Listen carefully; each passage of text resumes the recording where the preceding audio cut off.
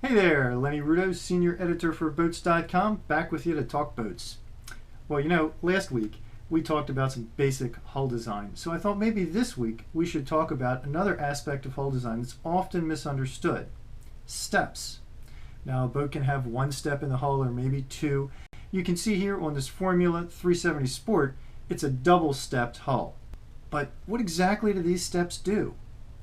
The whole idea behind the concept of putting a step in the hull of a boat is to get some of that hull out of the water. Less hull in the water means less drag. Now, let's take a close-up look at the steps in that formula. Oh, hey. Well, you can see the notch in the hull side. That's commonly the first thing that people notice about a step.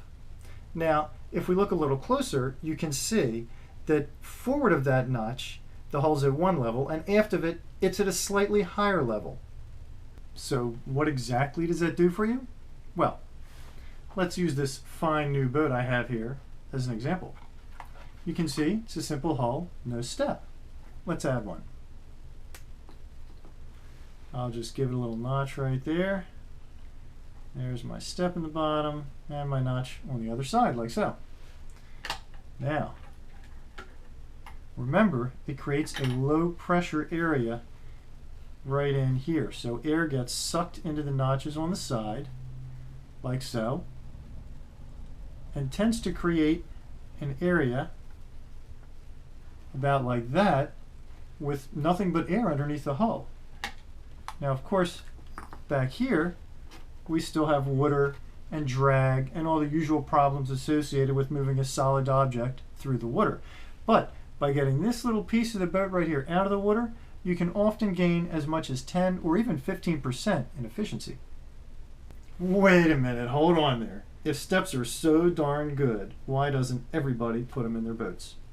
Well, the fact of the matter is they're quite complex to design in, at least to design them properly. And you have to remember, anytime you take a portion of a boat's hull out of the water, there can be a dramatic effect on stability.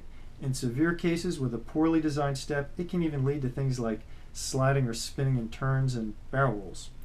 The important thing to remember is today's modern, reputable builders pretty much have the kinks worked out. So the next time you go looking at a boat, if you're considering buying ones with steps, make sure it's from a reputable builder. And at least next time, you'll look at that step and you'll know exactly what it does, how it works, and what it can get for you.